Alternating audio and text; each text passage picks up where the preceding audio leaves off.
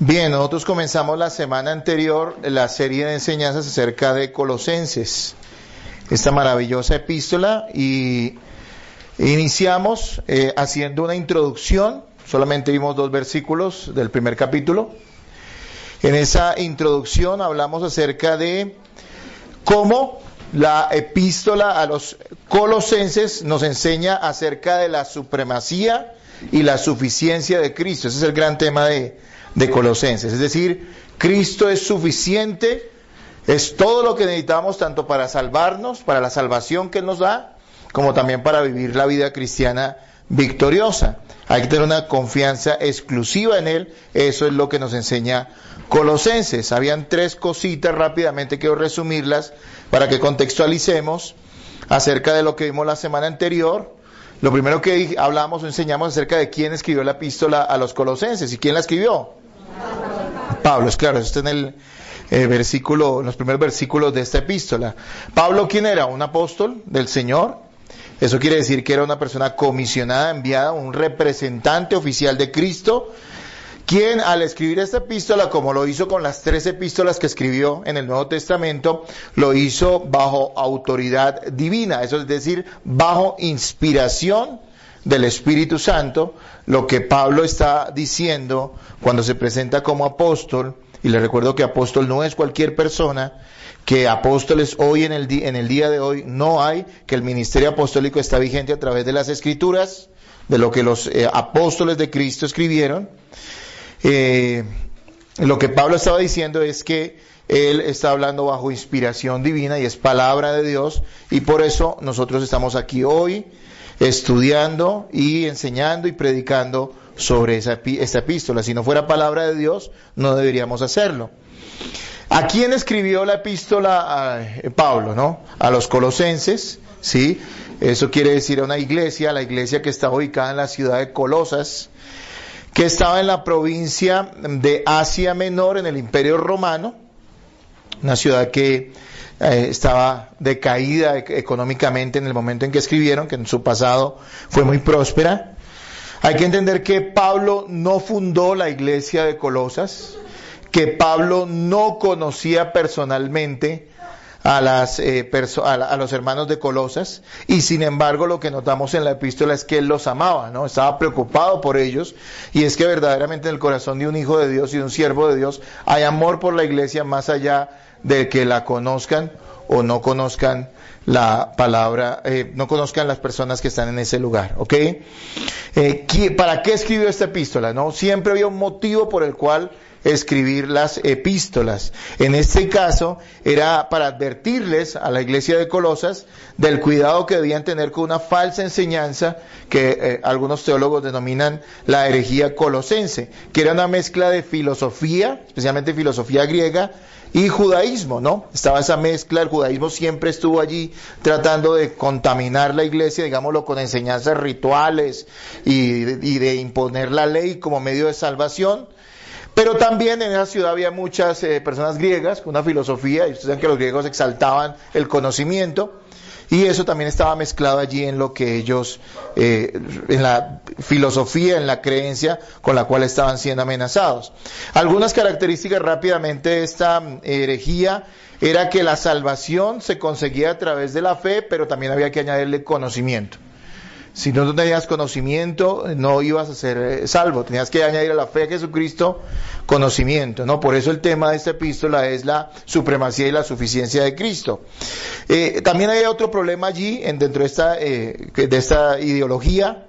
Era algo que se conoce como prenocticismo. El gnosticismo enseña, en esencia, que la materia es mala y que el espíritu es bueno, ¿no? Entonces, ahí deriva de 2 cosas malísimas. La primera es que quien cree este gnosticismo, pues esencialmente no creerá o no podrá creer que Jesucristo se encarnó, porque no pueden creer que la divinidad, que Dios se hizo como uno de nosotros y que estuvo revestido de una carne que ellos consideran era mala. Por otro lado, también pensaban que si el espíritu es bueno y la carne es mala o la materia es mala, entonces uno podría hacer lo que quisiera con su con su cuerpo, ¿no? No importa cómo peques o cuánto peques, igual tu espíritu no está contaminado. Es una ideología que está muy presente hoy en día en la humanidad, ¿no? La gente no sabe qué es gnosticismo, pero la gente, incluso muchos tal vez de los que están aquí sentados, o algunos, pensarán, bueno, no importa lo cómo yo viva o lo que yo haga, o si voy a la iglesia o no voy a la iglesia, lo que importa es que Dios sabe que adentro yo soy bueno, ¿sí? Y eso es algo completamente errado, completamente equivocado. Es una filosofía gnóstica allí camuflada. También lo estaban empujando a estos hermanos en Colosas a guardar las ceremonias y los ritos judíos, ¿no? La circuncisión, las festividades. Pablo va a atacar eso en la epístola a los Colosenses. Había otro tipo de ideología que era el ascetismo, ¿sí?, que trata acerca de darle un duro trato al cuerpo y de someterse a privaciones para obtener méritos y un mayor nivel espiritual. O sea, el mayor nivel espiritual y los méritos espirituales se obtienen a través de que usted se prive de muchas cosas físicas y también de que someta a un duro trato su cuerpo, ¿no? Herederos de esa filosofía ascética son los monjes, las monjas y toda esta gente que cree que porque se recluye y que porque mortifica su carne, entonces ya están ganando méritos delante de Dios, algo completamente equivocado. Otra cosa más era el culto a los ángeles. Ellos creían que los ángeles eran seres poderosos y que de cierta manera funcionaban como intermediarios delante de Dios. Todo eso es una basura que Pablo va a argumentar o va a querer o va a quitar de sus cabezas a través de la enseñanza de Colosenses. Siendo así, ya en este contexto, vamos a ir al capítulo 1 y vamos a leer del 1 al 8. La semana anterior enseñamos los primeros 2 versículos, pero leámoslos de todas maneras. Vamos a leer Colosenses capítulo 1, versículos 1 al 8. ¿Lo tienen, hermanos? Pablo, apóstol de Jesucristo por la voluntad de Dios, y el hermano Timoteo, a los santos y fieles hermanos en Cristo que están en Colosas, gracia y paz sean a vosotros de Dios nuestro Padre y del Señor Jesucristo. Siempre orando por vosotros, damos gracias a Dios, Padre de nuestro Señor Jesucristo, habiendo oído de vuestra fe en Cristo Jesús y del amor que tenéis a todos los santos, a causa de la esperanza que os está guardada en los cielos, de la cual ya habéis oído por la palabra verdadera del Evangelio, que ha llegado hasta vosotros así como a todo el mundo, y lleva fruto y crece también en vosotros, desde el día que oísteis y conocisteis la gracia de Dios en verdad, como lo habéis aprendido de Epafras, nuestro consiervo amado, que es un fiel ministro de Cristo para vosotros, a quien también nos ha declarado vuestro amor en el Espíritu. Por favor, lean ustedes en voz alta versículos 3 y 4 ahora. Siempre orando por vosotros, damos gracias a Dios, Padre de nuestro Señor Jesucristo, habiendo oído de vuestra fe en Cristo Jesús y del amor que tenéis a todos los santos. Todavía guardamos un poquito esa mentalidad de creer que la iglesia es un sitio, un lugar, ¿sí? Y no un grupo de personas. La iglesia o las comunidades o las congregaciones no son sitios, no son lugares, no son templos. Son una comunidad o son las comunidades de cristianos que se agrupan, que se reúnen, que se unen, que se ponen de acuerdo para ser parte de una iglesia, una congregación, ¿sí? Y allí juntos seguir a Cristo, ayudarse, corregirse, animarse, nombrar pastores, nombrar diáconos, personas que también les van a ministrar a ellos la palabra de Dios. Es el modelo que vemos en el Nuevo Testamento, ¿sí? Cada una de estas congregaciones tiene unas características particulares, podríamos decirlo de esa manera. De acuerdo a su fe y a su conducta se pueden identificar. Digamos, en el caso de la iglesia de los Corintios, si usted lee Corintios se va a dar cuenta que era una de las iglesias más problemáticas que había, ¿no? Tenían problemas al interior de la iglesia, cosas como divisiones, como carnalidad, como inmoralidad, como divorcios, como abusos en la cena del Señor, como falta de amor y una cantidad de cosas más, que realmente si uno lo leyera así rápidamente dudaría mucho que estos corintios fueran cristianos, ¿no? Sin embargo, Pablo los llama hermanos y los llama muy amados hermanos. Con lo cual no estaba diciendo que necesariamente todos los que estaban allí eran creyentes, pero que habían creyentes dentro de ellos, ¿sí? En el caso de los corintios es una iglesia súper problemática.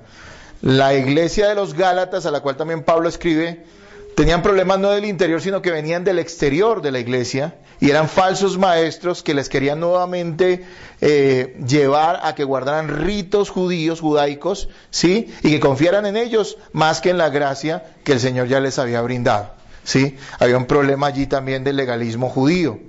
La iglesia de los filipenses, en Filipos, la iglesia en Filipos, era una iglesia generosa, como lo vimos incluso en la serie pasada que estuvimos enseñando acerca de ellos. Sin embargo, estaban siendo tentados por el legalismo, eso es decir, añadir obras a la gracia del Señor. Una iglesia ejemplar es la iglesia de Filadelfia. Esta iglesia está en Apocalipsis, una de las 7 iglesias a las que Juan escribe el Apocalipsis. Y dice que ellos eran fieles en medio de la persecución, una persecución muy fuerte, y que en medio de esa persecución eran fieles al Señor, no negaban su nombre y retenían su palabra. Y eso es todo lo que dice de ellos, ¿no? O sea que no hay reproches para los hermanos de Filadelfia, sino lo que había era un reconocimiento de su fidelidad y de su guardar fielmente la palabra de Dios. La iglesia de Colosas era una iglesia amenazada por el error, pero no era una iglesia problemática, y eso es importante entenderlo, porque lo que Pablo va a decir ahorita, como va a comenzar la epístola, es con una profunda acción de gracias, un reconocimiento de lo que Dios había hecho en ellos. Pablo no era hipócrita, no se está inventando lo que le estaba diciendo, ¿sí? Pablo estaba diciendo de corazón las cosas por las cuales él le agradecía a Dios que había hecho en los colosenses. Así que los colosenses en ese sentido nos sirven de ejemplo de hacia lo que nosotros nos debemos enfocar como congregación, ¿sí? ¿Por qué cosas las personas darían gracias en una iglesia hoy en día, o al ver una iglesia, o al ver una persona? Bueno, creo que las reglas serían cosas de nuestra cultura, ¿no? De lo que la cultura exalta, ¿no? Exaltarían una iglesia donde eran muchos jóvenes. Yo me acuerdo en donde antiguamente estaba, que había muchos muchachos, bueno, la mayoría no eran cristianos realmente, pero cuando venía un predicador, ¡oh, qué iglesia maravillosa! Y muchos jóvenes, ¿sí? O exaltarían que fuera una iglesia muy próspera, ¿no? Y que en poco tiempo hubieran conseguido un gran lote, un gran templo, ¿no es cierto? O exaltarían y agradecerían a Dios hoy en día por ver una iglesia muy grande, ¿no? Una iglesia donde hubiera muchas cabezas, ¿no? Mucha gente allí sentada, un lugar grande, multitudes, ¿no? O exaltarían también que de una iglesia, o darían gracias a Dios por una iglesia donde hubieran grandes figuras, ¿no? Donde gente supuestamente muy consagrada a Dios. No, en el caso de los colosenses y en el caso de Dios viendo la iglesia, lo que podemos notar es que Pablo da gracias por otras cosas muy importantes que nosotros, la iglesia bíblica del norte, debemos tomar y debemos hacer también, y debemos pedir y orar y enfocar nuestros esfuerzos para que así sea en medio de nosotros. Algo como un paréntesis más de cosas que es algo que yo ya he dicho muchas veces, pero que quiero recordar, y para que usted entienda lo que estamos estudiando y lo que estamos enseñando, es que el Nuevo Testamento nos ve como una comunidad donde todos son responsables de aportar la gracia que han recibido y los dones que han recibido para el crecimiento mutuo, ¿sí? Hermanos, venimos de una sociedad y una cultura individualista. La mayoría de predicaciones que usted escucha o que ha escuchado seguramente apuntan a que haya un crecimiento propio, personal. Le hablan a usted en medio de la congregación como un individuo y le dicen que usted debe hacer y dejar de hacer y creer y dejar de creer para que usted pueda crecer individualmente. Pero aquí hay una realidad en todo el Nuevo Testamento, y lo vemos nuevamente en Colosenses, que a muchos les duele, pero la realidad es que Dios nos está demandando no solamente el crecimiento individual, realmente no es tanto eso, sino el crecimiento corporal, la congregación, la comunidad. Miren, Pablo no exalta allí en medio de los colosenses, y lo va a notar, ya lo hemos leído, pero lo va a notar en su lectura y en el estudio que vamos a hacer durante todo este tiempo, estos meses, que él no está exaltando superfiguras. Él se está dirigiendo a toda la congregación. Él está diciendo: hermanos, agradezco a Dios por esto que he escuchado de todos ustedes, no de algunos. Ni siquiera se está refiriendo a los líderes, exaltándolos a ellos, aunque los nombra, como en el caso de Epafras. Pero sabemos que existe una responsabilidad. Allí no estoy hablando de los superungidos, de los superespirituales, de los que sacan supuestamente la cara por la iglesia, sino está hablando de todos. Esa es una lucha muy dura. Es una lucha que solamente el Espíritu Santo podrá vencer en medio de nosotros. Hace 4 años, cuando en el nombre incluí esto de hermandad cristiana, sabía que eso era un proceso, que iba a costar, que mucha gente no le va a gustar, que mucha gente solo quiere venir e irse. Criticar e irse, o venir y decir una opinión e irse. O dar algo e irse.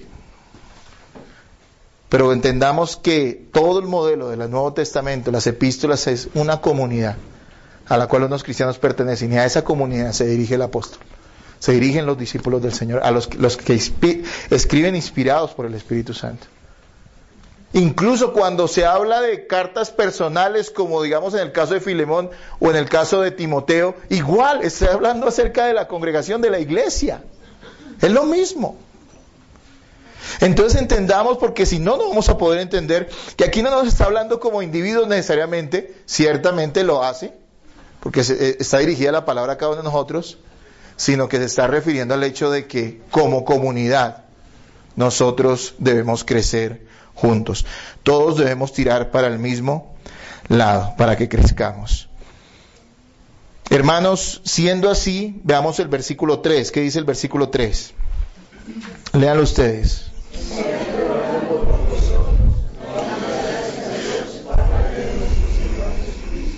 ¿Qué era lo que Dios estaba haciendo en los Colosenses que provocaba esa actitud de Pablo tan importante? Mire, sinceramente uno no da gracias a Dios por todo, ni por todos. Para que algo lo motive a uno a darle gracias a Dios, o alguien lo motive a uno a darse gracias a Dios, porque realmente uno está viendo algo especial, algo maravilloso en la vida de esa persona. De hecho, hay gente por la cual uno no le da gracias a Dios. O sea, suena duro, ¿no? Pero hay gente que uno dice, wow, es una carga, es un problema, es difícil esa persona.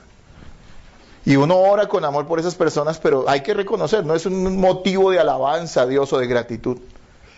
Mire lo que estaba haciendo Dios. Número uno, entendamos algo. Era Dios quien lo estaba haciendo en los colosenses. Pablo no está felicitando a los colosenses, aunque admira lo que ellos viven como iglesia. Pablo está dando gracias ¿a quién? A Dios, por lo que Él está haciendo en medio de los colosenses. El Evangelio no es sudor, hermanos. El Evangelio es gracia que se manifiesta en obediencia. Cada vez que vemos algo bueno, alguna fidelidad en la vida de un hermano, lo que estamos viendo es la obra de Dios en él, no lo que él mismo puede hacer. Es cierto, el hermano lo hace, pero es Dios quien lo está haciendo en él. Hermanos amados, eso pasaba en el caso de los colosenses. Interesante, Pablo da gracias a Dios ¿cómo? Orando. Yo le pregunto, ¿usted ora? Le pregunto, ¿usted da gracias a Dios en sus oraciones? Incluso dice Filipenses que cuando estemos angustiados llevemos todas nuestras peticiones a Dios delante de Dios, ¿con qué? Con acción de gracias. No somos reclamadores como cristianos bíblicos, sabemos que eso es una locura, ¿no? Reclamarle a Dios algo. Pero a veces somos muy pedidores. Ahora, ¿está mal pedirle a Dios? No, por favor, pídanle. Él es su Padre. Si no le pide a Él, entonces ¿a quién le va a pedir?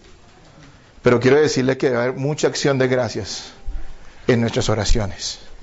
Y Pablo da gracias a Dios por lo que está haciendo Él en los colosenses. Nosotros no podemos exaltar los méritos humanos. Es cierto, debemos reconocer, hay gente que merece honra. No está de más que tú reconozcas algo bueno en el hermano, eso no está mal. Pero recordemos que no exaltamos hombres. A la iglesia evangélica de hoy en día le gusta mucho exaltar a los hombres. Le gusta hablar de las iglesias de tales o de cuales pastores. O el ungido que hace milagros o hace determinada cosa. O aquella persona que habla tan especial o tan linda. No, la Biblia habla de la comunidad, de la iglesia. De lo que Dios hace en medio de la iglesia. De lo que el Espíritu Santo está haciendo en medio de ellos. Es algo que debemos tener muy presente, ¿no? No existirán nunca unos premios en esta tierra al cristiano más consagrado o al que mejor ora o al cristiano que ayuda más, ¿no? No es como ahorita hace 8 días pasaron esto de los Oscar, ¿no? Y entonces premian lo mejor yo no sé qué y todas sus cosas, ¿no? No va a existir nunca ese tipo de premiación entre nosotros. Nunca vamos a tener que reconocer y exaltar meramente lo que una persona hace independientemente de Dios, porque eso no existe. Es Dios quien en su gracia obra en cada corazón. Les recordaba, les decía que debíamos tener presente por qué cosas agradeceríamos nosotros a Dios por lo que está haciendo una persona en una iglesia. Les decía que por lo regular se exaltaría cosas muy de nuestra cultura, ¿no? Prosperidad, salud, crecimiento, influencia, ¿no? Grandes figuras en medio de ellos. Para nada es lo que vemos en el caso de los colosenses. Y aquí es cuando quiero que enumeremos 5 cositas que yo veo en este texto. 5 cosas, las cuales eran bendiciones que como hijos de Dios poseían los colosenses y que con gracia ellos estaban viviendo. 5 cosas por las cuales Pablo da gracias que Dios estaba haciendo en medio de ellos. Ahora, no solo en los colosenses, sino que tenemos que traerlo a nuestra propia vida, a nuestra propia comunidad, a nuestra propia iglesia y a lo que somos nosotros.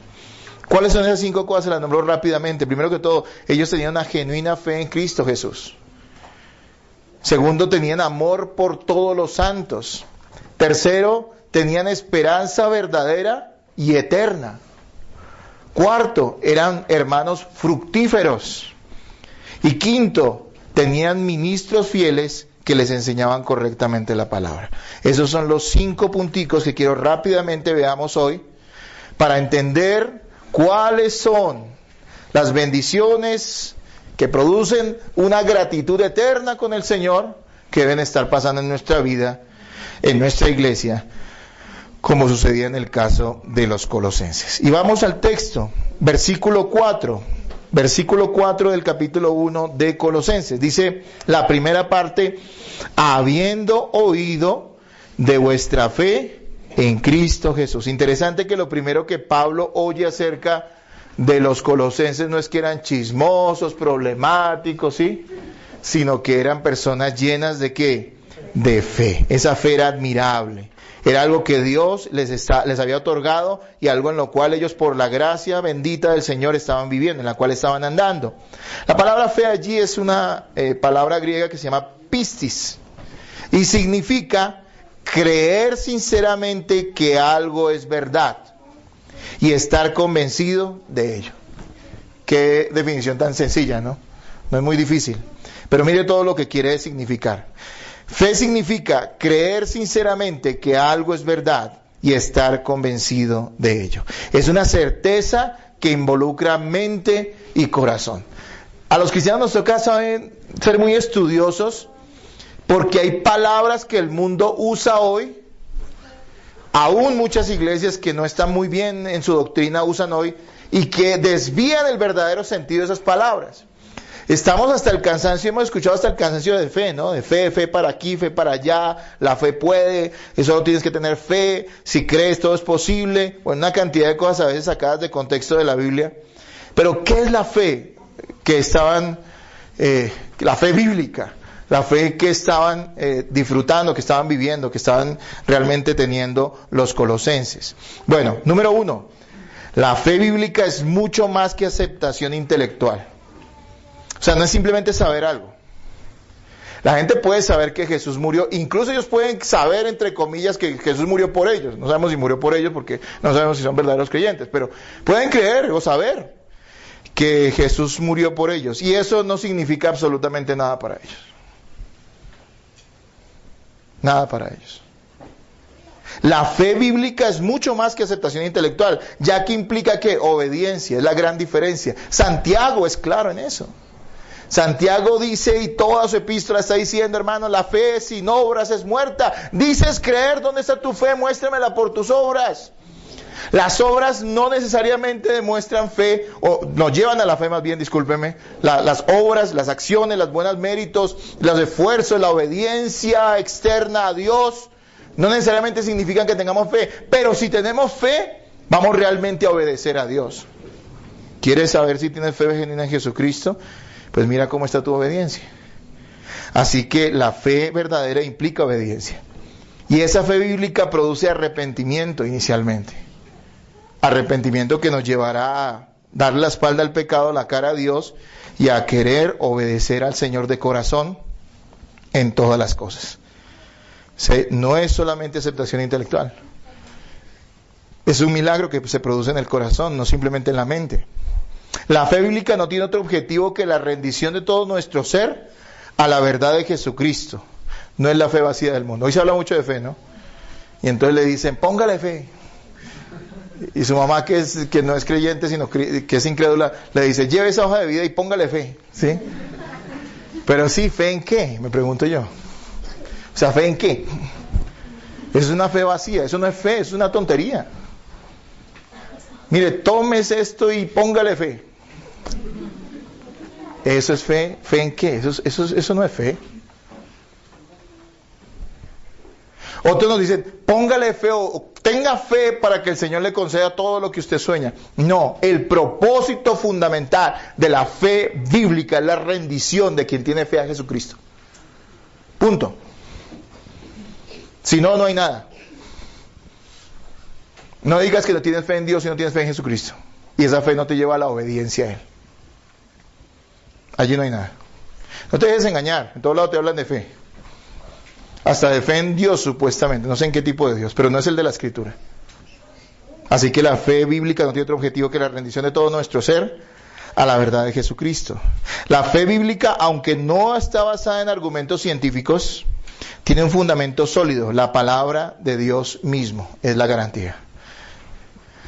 Siempre vamos a tener una discusión o una diferencia grande con las personas que pretenden a través de argumentos materiales, científicos, probar algo. Mire, yo no tengo ninguna discusión ni ninguna disputa con estas personas porque para mí es un asunto de fe bíblica. Es decir, Dios lo dice y yo lo creo. No hay nada más. Simplemente es así. Hay gente que siempre va a estar esperando que tú le pruebes de alguna manera lo que tú crees de acuerdo a la Biblia. Y aunque yo sé que hay hermanos que arqueológicamente, científicamente, han tratado de probar algunos argumentos de lo que la Biblia enseña, para mí es algo bueno, pero no deja de ser anecdótico, porque para mí eso no es la razón por la que yo creo. O sea, a mí no me importa si el día de mañana descubren los carros del faraón metidos en el fondo del Mar Rojo.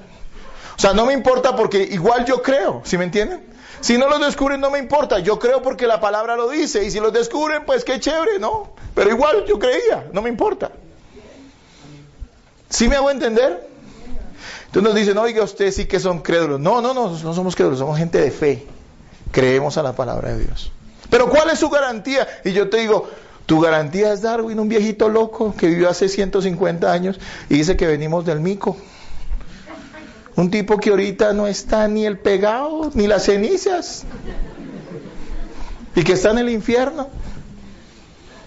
¿Sabes cuál es mi garantía? Que cuando decimos que la palabra de Dios lo dice es porque Dios garantiza que lo que está escrito es. Nosotros hablamos de la fe pública, ¿no? De la fe pública, ¿no? Las notarías, todo este cuento, ¿no? ¿Quién garantiza que usted firma un papel cuando lo autentican? ¿Quién lo garantiza? Un notario. ¿En quién estamos confiando? ¿En la palabra de quién? Ahora, ¿alguno de ustedes aquí tiene familiar un notario? ¿Ah? Ninguno, ¿cierto? Pero creemos, ¿sí o no? Porque es la palabra de un servidor público, aunque sea un sinvergüenza. ¿Por qué no hemos de creer al Dios que creó todas las cosas? Así de sencillo. Mire la fe que tenían los colosenses, este tipo de fe bíblica. No es otra cosa. La fe es un don precioso que no todas las personas poseen, ¿sabían eso? Solo Dios la concede, debemos valorar y vivir la fe que poseemos. La fe es un don de Dios y por eso los que poseemos fe por su gracia tenemos que vivir muy agradecidos por lo que Dios nos ha concedido. Porque la fe no es de todo el mundo. Eso incluso dice la palabra de Dios. La fe es un don bendito del Señor. Es cierto, nos indignan los incrédulos, nos indignan cómo se burlan del Señor, nos indignan lo poco que vale para ellos lo santo y lo sagrado.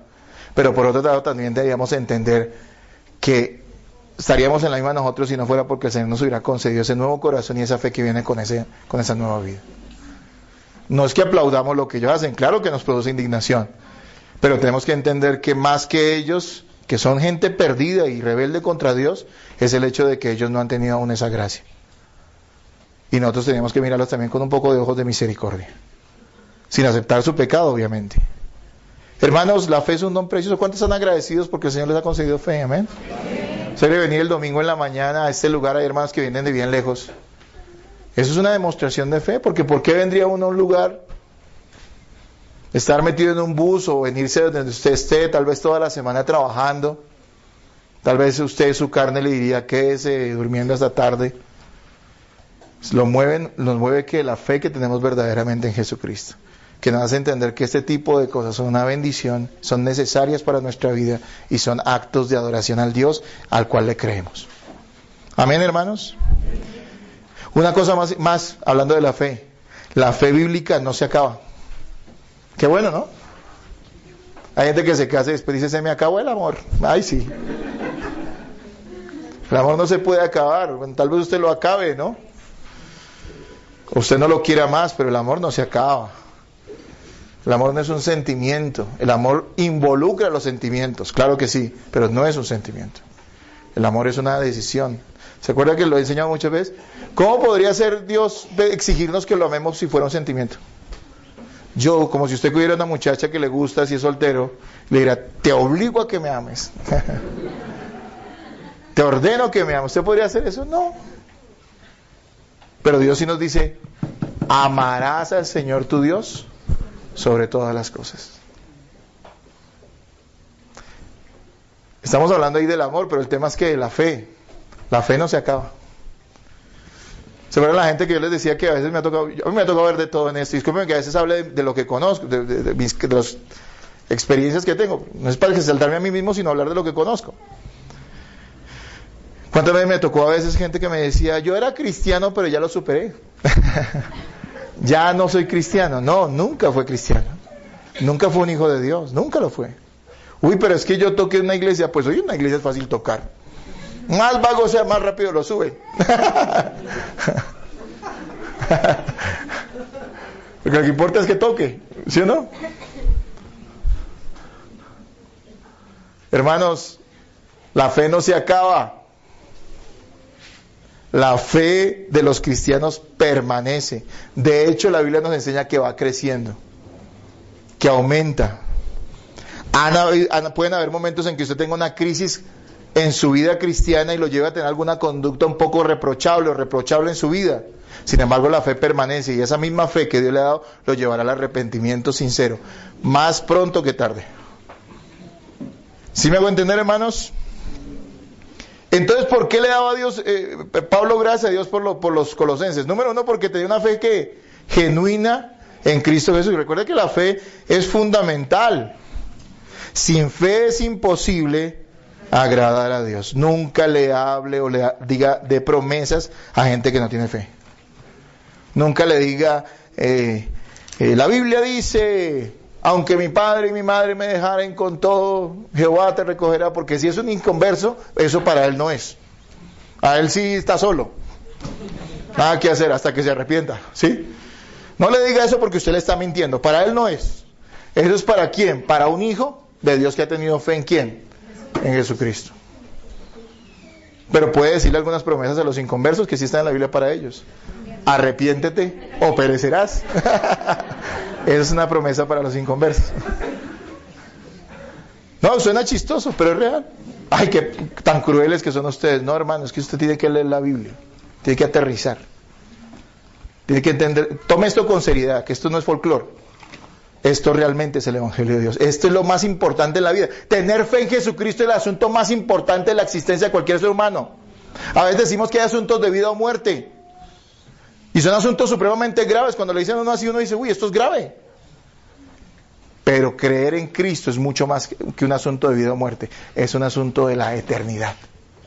¿De dónde vamos a pasar la eternidad? Número 2, versículo 4. Sigamos en el versículo 4. Miren lo que nos dice allí. 1:4. ¿Qué dice? Dice primero, habiendo oído de vuestra fe en Cristo Jesús y del amor que tenéis a todos los santos. Número 2, ¿qué tenían los colosenses que Pablo agradecía a Dios por ello? Tenían amor por todos los santos. La fe genuina de la que estamos hablando hace algo que es fundamental.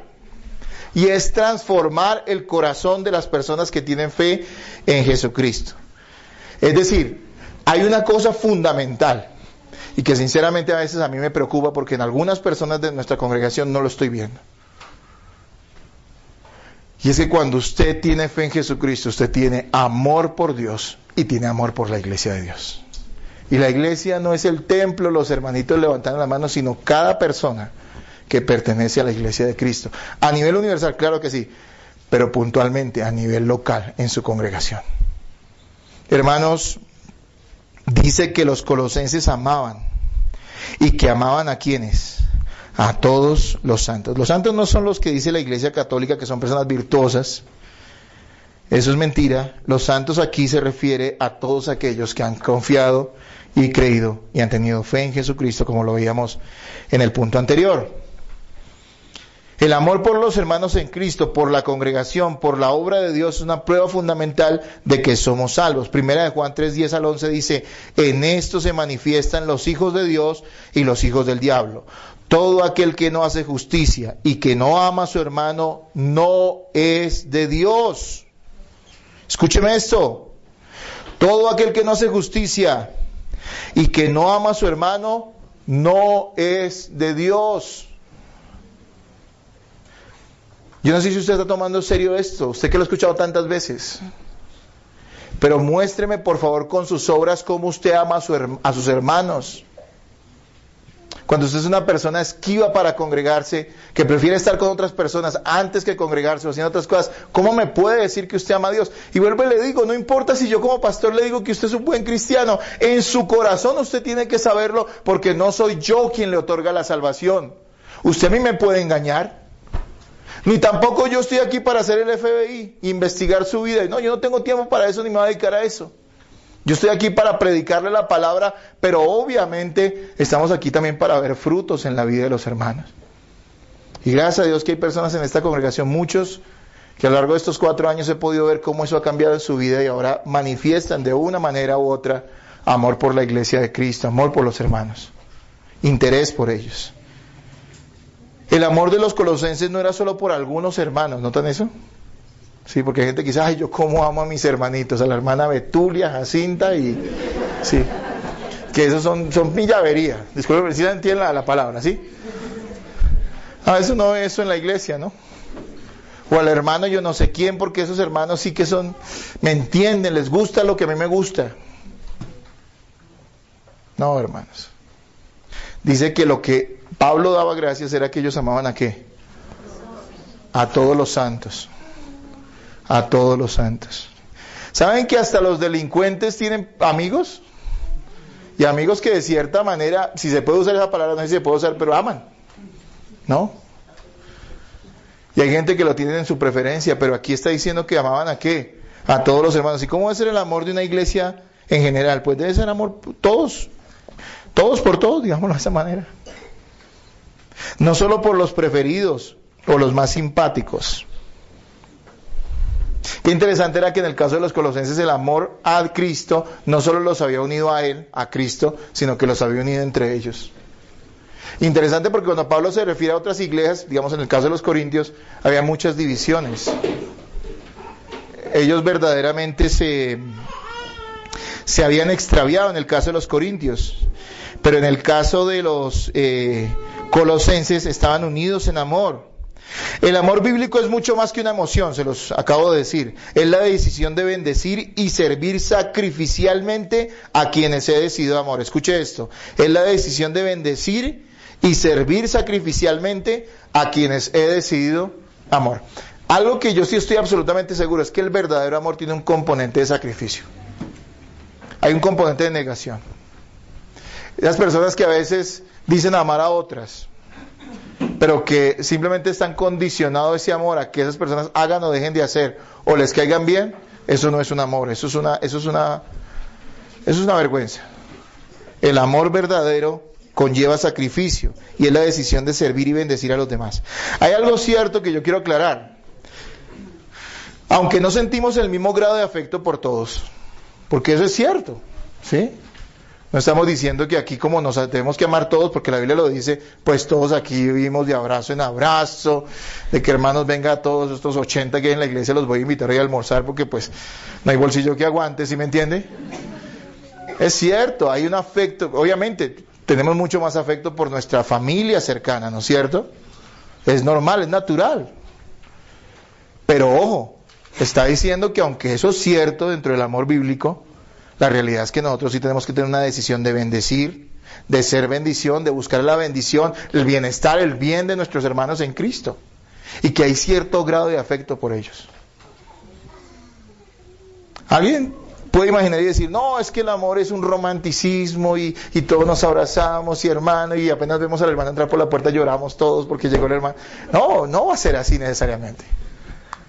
Pero sí está diciendo que nosotros realmente nos identificamos con nuestros hermanos, que los queremos bendecir, que les queremos servir sacrificialmente. Hermano, ¿eso pasa en su vida? ¿Eso pasa en su vida? No solo con su grupito, sino con toda la congregación. Si es que usted es de la congregación. Le pregunto.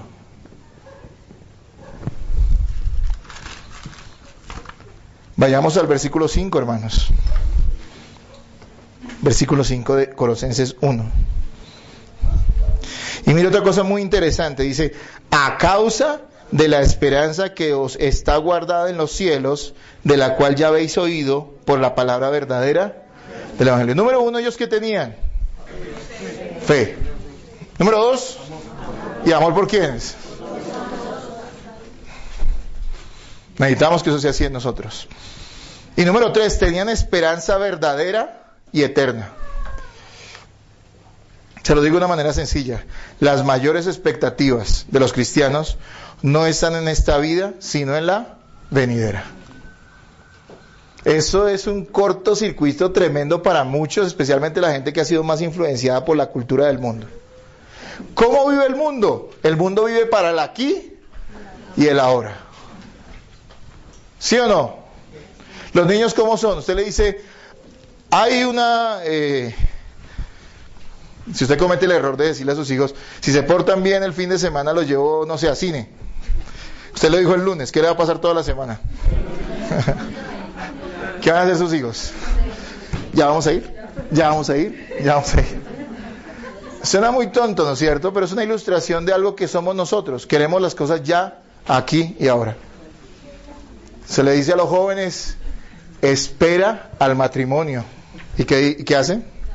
No, ya, aquí, ahora, yo quiero coger, yo quiero agarrar, yo quiero abusar. Ese es el corazón del pecado. No, ahora no, después. ¿Cuánta gente hasta en el ministerio se ha lanzado? Supuestamente el ministerio, eso no es un ministerio. No, yo tengo un llamado, ¿cuántas veces escuché eso? Yo tengo un llamado de Dios, yo soy un ungido del Señor. Es ahora. No, hijo, espera, prepárate, capacítate, sujétate a una iglesia. Sirve. Espera. No, porque el Señor, las almas se están perdiendo. Lo que menos les importa son las almas. ¿Cómo es el ser humano? Aquí y ahora. ¿Y sabe qué nos enseña la Biblia? Que para nosotros no es el aquí y ahora, sino el después. Aquí hay que vivirlo. Y esta vida, si somos creyentes verdaderos, tendrá un costo. Siempre tendrá un componente de sufrimiento, de insatisfacción. O dígame si los cristianos no estamos insatisfechos. Claro, nuestra plenitud está en Cristo, estamos llenos en Él, estamos plenos en Él. Sí, yo entiendo eso en nuestro corazón, pero siempre estamos, como decía Pedro, respecto a resistirse o ir en contra del pecado, porque en esta tierra somos ¿qué? Extranjeros y peregrinos. Hermanos, es tan grande la bendición que Dios tiene para sus hijos que no puede ser recibida en esta vida terrenal, limitada y temporal. Es tan grande la bendición que Dios tiene para nosotros que no podemos recibirla en esta vida simplemente. Tiene que venir una vida futura para que recibamos plenamente esa herencia. Como les decía, el mundo vive para aquí y ahora. Porque la esperanza es terrenal y en ellos mismos. Mire lo que dice Pablo de los cristianos, 1 Corintios 15:19. Si en esta vida solamente esperamos en Cristo, somos los más dignos de conmiseración de todos los hombres. En una versión más actualizada se los leo. Y si nuestra esperanza en Cristo es solo para esta vida, somos los más dignos de lástima de todo el mundo. En contexto le está hablando de la resurrección. Algunos no creen en la resurrección. Dice que si Jesús no resucitó, entonces va en nuestra fe. Y está diciendo, si nuestra esperanza en Cristo está solamente para esta vida, entonces somos dignos ¿de qué? De lástima. Amados hermanos, si Cristo solo murió y resucitó para que nosotros tengamos bendiciones en esta tierra, eso no vale la pena. Ahí sí, como dice, creo que el mismo Pablo en algún momento dice, mejor comamos y bebamos que mañana moriremos. Mejor desenfrénese si su esperanza está solo en esta tierra. Mejor viva como quiera. Nuestra esperanza no está acá. Esta vida hay que vivirla. Nuestra esperanza está aquí, en la patria celestial. Muchos nos escucharán y dirán, oye, qué ilusos. No, esto es fe. La fe que les hablé en el primer punto, que tenían los colosenses y que tenemos nosotros. ¿Por qué es importante que los cristianos tengamos esa esperanza bien clarita? ¿Por qué creen ustedes? Mire, básicamente pienso porque eso nos va a dar el enfoque correcto de la existencia. Tener la esperanza bien puesta nos hará vivir para lo eterno y no para lo temporal. Para vivir con gozo y no con tristeza. Para vivir honesta y no deshonestamente. La vejez y la muerte para los incrédulos es el ocaso, el fin que ellos quieren evitar, ¿no es cierto? ¿Qué es lo que más teme la gente en el mundo, o el incrédulo? Envejecer, ¿no es cierto? Envejecer y al fin y al cabo, ¿qué? Morir, porque para ellos que él es el ocaso, ¿no? Entonces se inventan cada cosa, ¿no? Y cada cosa, cada producto que para que la gente se rejuvenezca. No, usted puede rejuvenecer su apariencia, pero usted sigue siendo el mismo viejito. Y la gente se le van los años y se espera. Pero para nosotros no hay ese problema. ¿Saben por qué?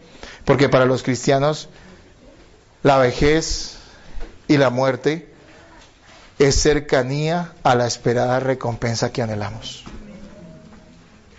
Pablo decía, y se lo digo parafraseando, creo que eso está en Timoteo, decía, pues para mí el vivir es Cristo y el morir es ganancia. Si me quedo, decía Pablo, es por ustedes, pero no es porque yo me quiera quedar. Si me quedo es por ustedes, hablándole a los hermanos, porque sé que todavía tengo algo que cumplir con ustedes, algo en que servirles. Hermano, ¿esa es su expectativa de vida? Nuestra esperanza futura nos hará sacrificar lo presente por lo futuro. Despojarse de la gloria y comodidad presente por la gloria eterna, la gloria futura. No es como nos dicen hoy en los anuncios comerciales: disfrute ahora y pague después. ¿Sí han visto? De hecho, vaya y disfrute 3 días y después esté endeudado hasta acá, ya. Estresado, ¿no? No, esa no es la vida cristiana. La vida cristiana es pague ahora. ¿Pague ahora qué? No la salvación, porque esa no se paga. Pague ahora el precio de vivir para Cristo y disfrute ¿cuándo? Después. Alguna vez alguien me preguntaba, ¿y usted cuando era joven qué? Parrandeaba, mujeres, vicios. Y yo le decía, no, nada de eso, la realidad, gracias a Dios no soy yo. Pues nunca me hizo falta eso y la verdad yo me dediqué simplemente a servir al Señor. Tuve una novia y con ella me casé y fui muy feliz. Y la gente lo mira a uno y le dice, oiga, qué pesar, se tiró la juventud. Desperdicio esos años. Yo digo, no, a mí eso no me tiene sin cuidado. Y hoy me paro y miro mi juventud y digo, gracias Señor. No fui perfecto, pero estoy alejado de todas las maldades por tu bendita gracia. No me hicieron falta, no me importa. Invertí mi juventud en ti y eso es bueno. Hermanos, si usted cree que hay que vivir para esta vida solamente, usted va a ser deshonesto. Usted va a ser... Mire, si su esperanza solo está en esta vida, ¿sabe qué? Coja los domingos y váyase a la ciclovía. Disfrute. No de honra a Dios. ¿Sabe qué? Vaya a su trabajo y hágase las 10,000 triquiñuelas para obtener dinero, porque lo único que usted tiene es la esperanza de esta vida. Cuando esté enfermito, cuídese mucho, porque donde se muera, lo que le viene y pierna arriba, usted no se lo alcanza a imaginar. Como salen a veces en la televisión, vemos, no, es mejor que se muera, o los que defienden esto de la eutanasia, mejor que se muera para que descanse. ¿Está seguro de eso, amigo? Estoy seguro que la gente que ahorita está en la condenación eterna preferiría 1000 veces estar conectado a un aparato, como un vegetal, a estar allí. Bueno, es un asunto moral, ¿no? Y no estoy aquí juzgando a nadie, pero sí les estoy diciendo algo. La esperanza nuestra está ¿dónde? Por eso somos extranjeros y peregrinos. Un cristiano que está aquí como en su salsa en este mundo, Uy, eso aquí pasa para arriba y para abajo, los Miami, yo no sé qué cosas, ¿sí? Y vamos a hacer esto y vamos a hacer lo otro. Es un cristiano que es de este mundo, no es de Cristo. Con eso yo no estoy diciendo, y ojo, con legalismos, privaciones tontas. No estamos hablando de eso tampoco tiene nada que ver con Dios. Estamos hablando de tener una esperanza bien puesta. Hasta aquí vemos que el apóstol ha referido tres cosas importantes, tres virtudes importantes que exalta la Biblia en los Colosenses. ¿Cuáles son esas tres virtudes? La fe, la esperanza. ¿Sí notan? ¿Sí lo han escuchado en otros pasajes de la Biblia? Ahora permanecen la fe, la esperanza y el amor. Pero el mayor de estos dice que es que el amor, porque el amor permanece. Claro, la fe en un momento dado no va a ser necesaria. Sí, la esperanza, pues no, porque ya que esperanza si ya llegamos a la gloria, que vamos a esperar más si ya estamos allá con el Señor. El amor sí permanece para siempre. Pero lo exalta en varios versículos. Note lo interesante. Esa fe, esperanza y amor estaba en ¿quién? En los colosenses, como debe estar en la Iglesia Bíblica del Norte. Interesantísimo. Pero no son todas las bendiciones. Versículo 6, por favor, léanlo ustedes. Versículo 6, léanlo clarito.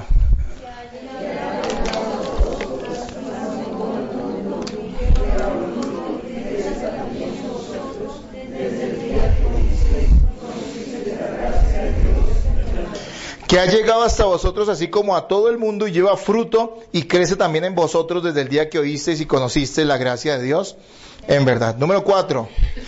Estos hermanos eran fructíferos.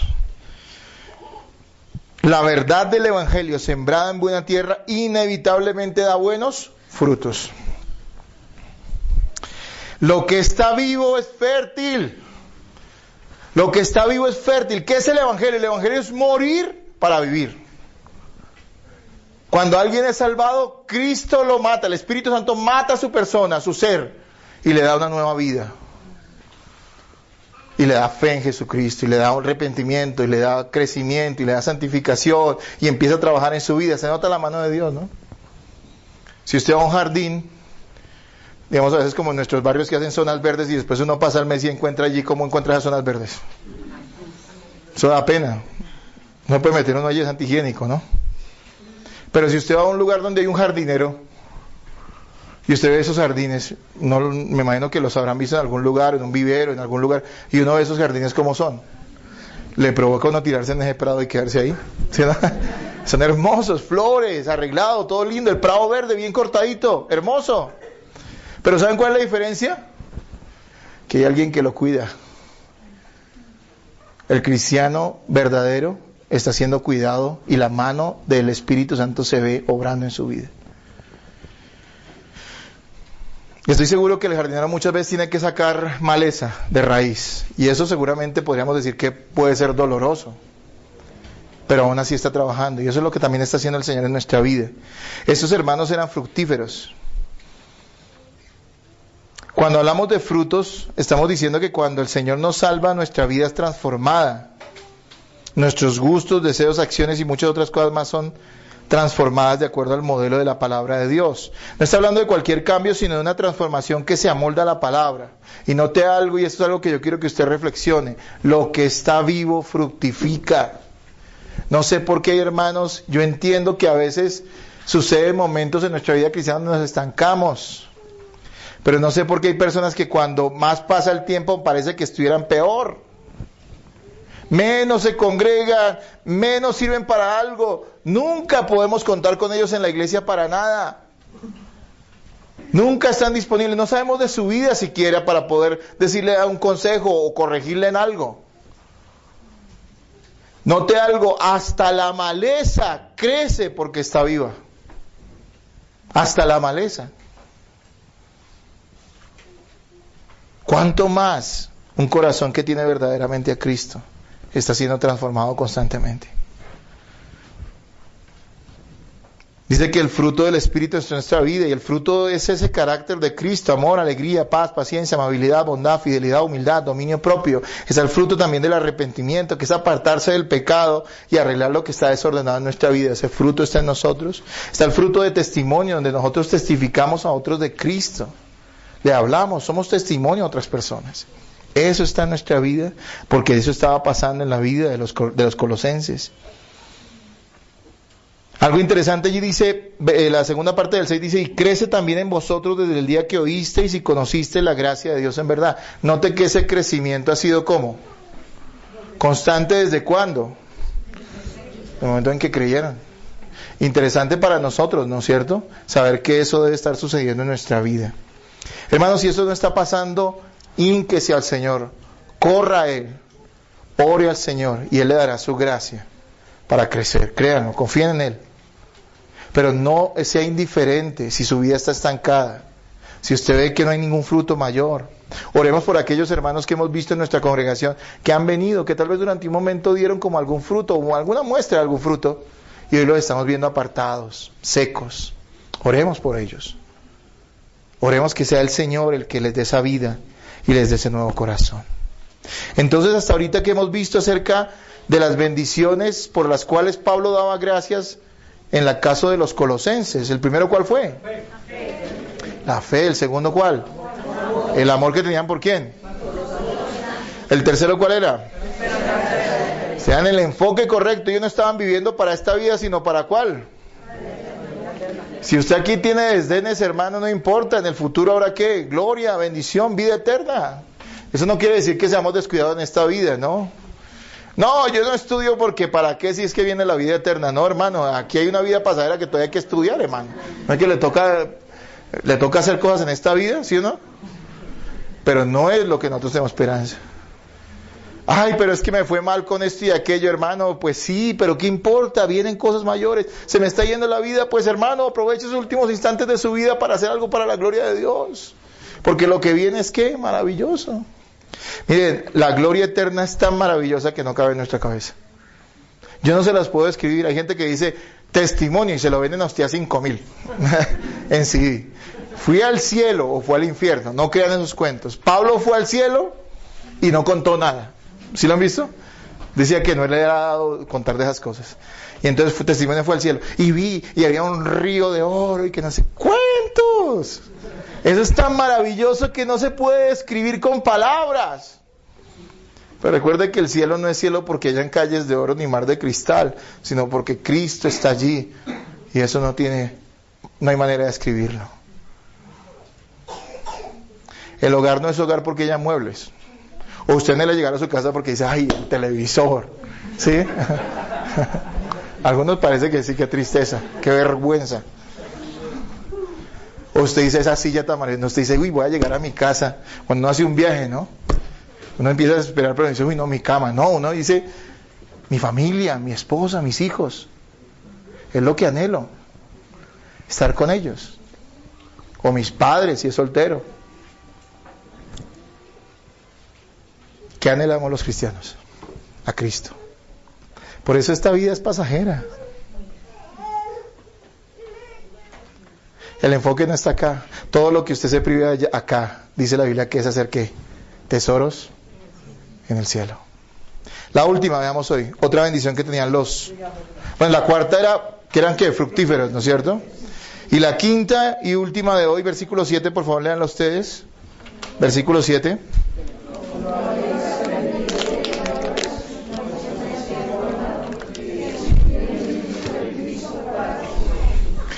Como lo habéis aprendido de Epafras, nuestro consiervo amado, que es un fiel ministro de Cristo para otros.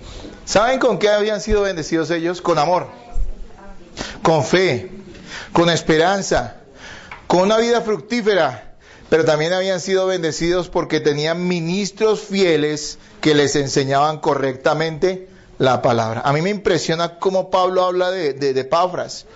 Miren lo que dice, es un consiervo amado. ¿Saben qué es un consiervo? Pablo lo estaba igualando a él. Pablo fue un gran servidor de Dios. ¿Y Epafras quién era? ¿De acuerdo a Pablo? Otro gran servidor de Dios. Y dice algo interesante, que era fiel. ¿Y saben cuál es la gran virtud de los que sirven a Dios?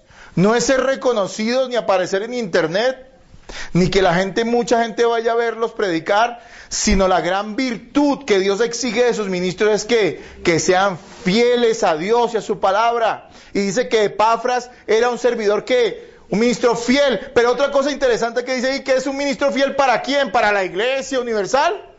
¿Para quién? Para ellos, para los colosenses. Y entonces, hermanos, yo les quiero decir algo que noté en mi estudio. Bueno, eso es algo que ustedes saben. Los buenos pastores son un don de Dios para una congregación.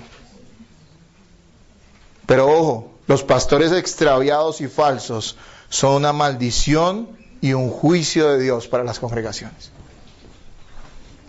Que una iglesia tenga un pastor falso no es otra cosa que un juicio de Dios sobre ellos. Yo diría de esa manera.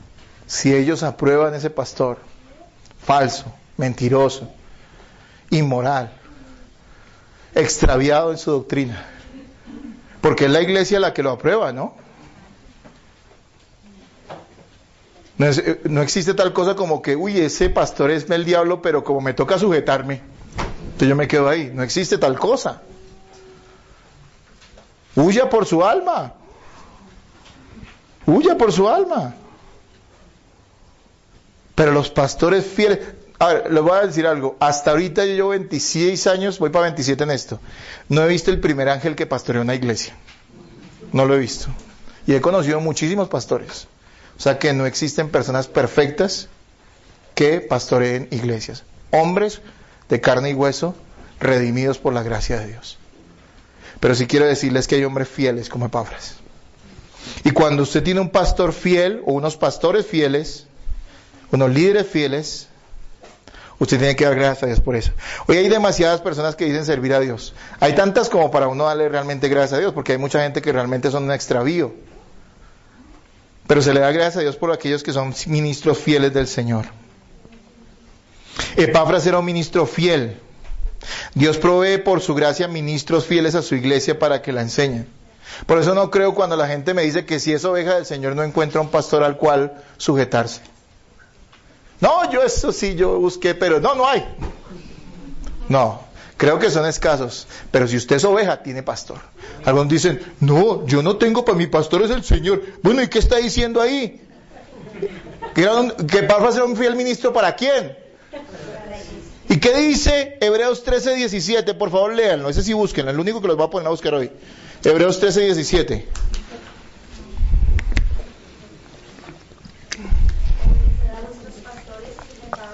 Espérate un momento que todos lo encuentren y ya lo leen. ¿Listo? Hebreos 13:17. Gracias. Listo, léanlo ahora sí. Obedecer a vuestros pastores y llegaos a ellos, porque ellos velan por vuestras almas, como quienes han de dar cuenta, para que lo hagan con alegría y no tengan más de. Miren lo que dice, obedecer a qué? A vuestros. ¿A quién se estaba refiriendo en el caso de los hebreos? A los que le estaban dirigiendo. No, yo no llamo aquí a nadie pastor en la tierra. Bueno, hermano, entonces usted está diciendo a Jesús mentiroso. Porque dice que los pastores son un don de Dios para la ¿qué? Para la iglesia. No es para idolatrarlos, no es para que usted viva por los ojos del pastor, pero sí quiere decir que usted debe amarlos, respetarlos. Sobre todo usted debe colaborarles en el trabajo que están haciendo. Hay gente que es una carga para los pastores, porque siempre ha habido gente rebelde y que menosprecia a los servidores de Dios.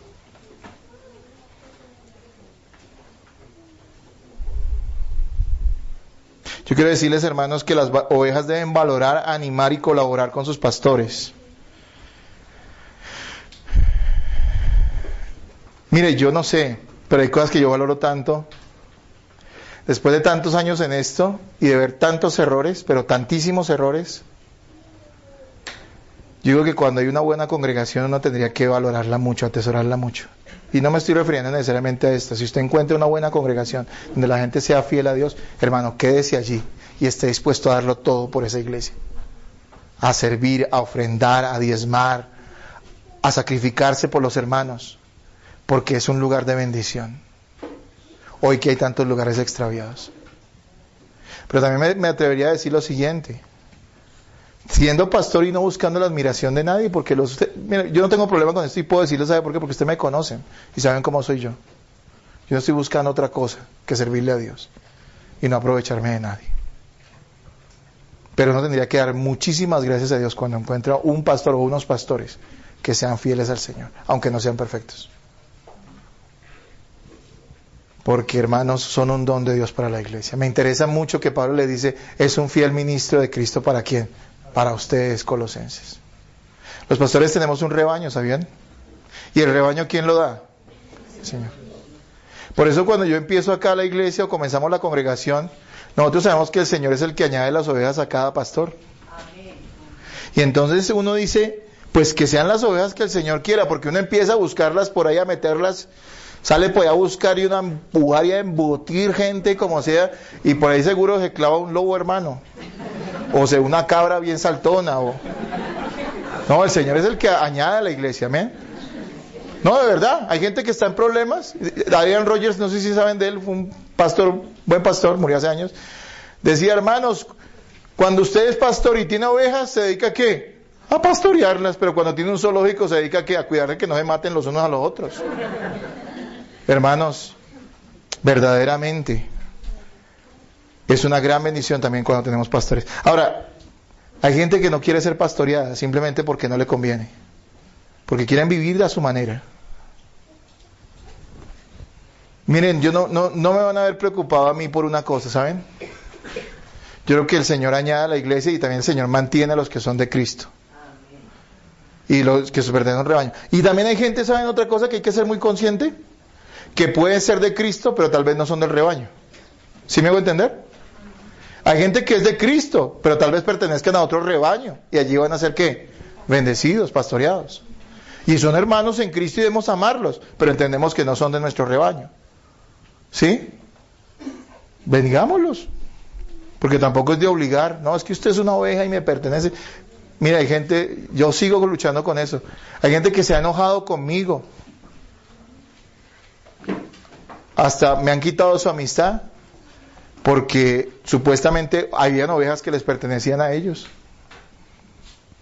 Y entonces uno no puede recibirlas, supuestamente. Ojo, yo les digo algo, si yo veo una oveja de un buen rebaño, de un buen pastor, nunca tocaré esa oveja. Esa oveja le pertenece a ese redil. Pero también entiendo que yo no puedo forzar, a que una persona pertenezca a una congregación porque sí. Los que son miembros de una iglesia han tomado esto con seriedad y se vinculan a la congregación y tienen un compromiso con Dios en ella.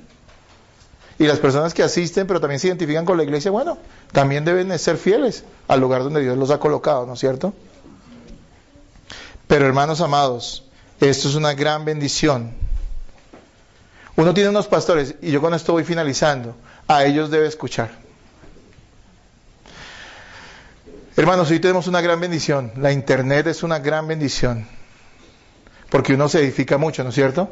Pero saben que también la internet puede ser un gran peligro, porque usted tiene exceso de predicaciones. Yo creo que hay gente que le salen predicaciones por los oídos.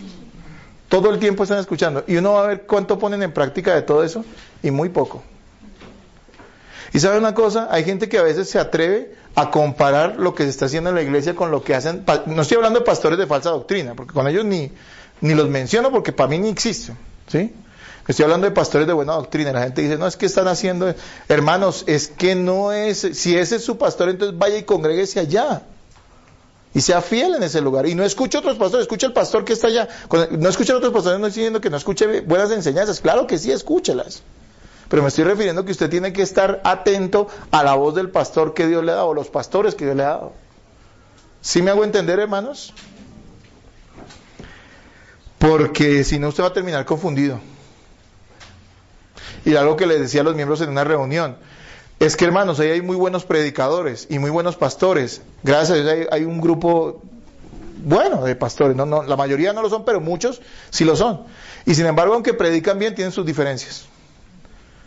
Y algunos creen que que va a haber un arrebatamiento literal, y otros dicen que eso no va a suceder, sino hasta el final de los siglos. Y otros dicen que... Incluso hay buenos pastores que creen que todavía los dones están vigentes y otros dicen, no, esos dones ya no están vigentes. Hay diferencias. Pero nosotros debemos ser fieles ¿a dónde? A la congregación donde Dios nos colocó a escuchar el pastor que Dios nos dio. ¿Sí? Y no es una imposición porque ¿sabe qué? Usted fue el que aceptó ese pastorado. Siempre le estamos diciendo a la gente, usted está dispuesto, se identifica con la iglesia, se identifica con el liderazgo de la congregación. Si es así, bueno, entonces sujétese con amor. Amén, amados hermanos. Amén. Nuestra vida debe ser una razón por la cual agradecer y alabar al Señor, así como Pablo alababa gozosamente a Dios y le daba gracias por los colosenses. Tener una vida bendecida, fructífera, llena de amor y esperanza, no es producto de autorrealización o de tratar de ser buenos, sino es producto de una genuina fe en Jesucristo. El final de esta enseñanza no puede ser que nosotros tenemos que esforzarnos para ser buenas gentes y llegar a ser una bendición para los demás, sino que nuestra fe en Jesucristo debe ser tan genuina que produzca los frutos que nos está narrando esta primera parte del libro de Colosenses. Hermano, quien tiene a Cristo tiene fe, y esa fe no se acaba, al revés, crece. Quien tiene a Cristo tiene amor por Dios y por todos los santos. Quien tiene a Cristo tiene una esperanza venidera y no solamente está pensando en el aquí y el ahora. Quien tiene a Cristo es fructífero, así de una manzanita cada año. Por decirlo de una manera chistosa o coloquial, aunque nadie se rió. Pero está siendo fructífero porque recuerden que yo les digo que hasta la maleza crece porque está viva. ¿Cuánto más el corazón de un hijo de Dios da a dar frutos? Hermanos, si somos de Cristo, Dios nos proveerá ministros fieles que nos enseñen correctamente la palabra. Así que todo parte de una sola cosa, la fe en Cristo, sincera, real, humilde. Hermanos, no somos nosotros la bendición para las personas, sino que somos el medio por el cual la gracia de Dios fluye hacia las personas. A ver, ¿los cristianos podemos bendecir? Sí, sí podemos bendecir, pero nuestra bendición es muy limitada. Más allá de hablar bien de alguien o desearle lo mejor, eso es lo que podemos hacer. Y debemos hacerlo porque nuestra boca no debe ser maldiciente, sino debe ser una boca que bendiga. ¿Pero hay poder en nuestra bendición? Les pregunto yo a ustedes. No, hermanos, ¿para qué dudan? Pues no hay nada extraordinario en ella, más allá de hablar bien de las personas.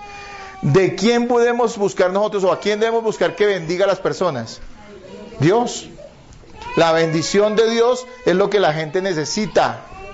Y nosotros podemos ser simplemente, ¿qué? Un medio para ello. ¿Sí me hago entender, hermanos? Pero ¿cómo podemos ser un medio de bendición? Siendo menos nosotros y dejando que Cristo crezca en nuestra vida, y todo parte de esa fe bendita. Hermanos, Jesús es suficiente, como nos lo enseña Colosenses, para hacer de personas perdidas o fracasadas gente que sea una bendición y una razón por la cual dar gracias a Dios. Hermanos, a veces hay vidas que son todo menos una bendición. Son un problema para sus familias, son un problema para sus trabajos, son un problema para sus iglesias. Pero hermanos, Cristo es suficiente para cambiar esos corazones y hacer de esas personas una razón por la cual dar ¿qué? Gracias. Una razón por la cual dar gracias a Dios. Me pregunto, ¿usted es una razón por la cual darle gracias a Dios? Oremos al Señor. Padre, gracias por esta mañana bendecida. Por este tiempo, Señor, donde hemos podido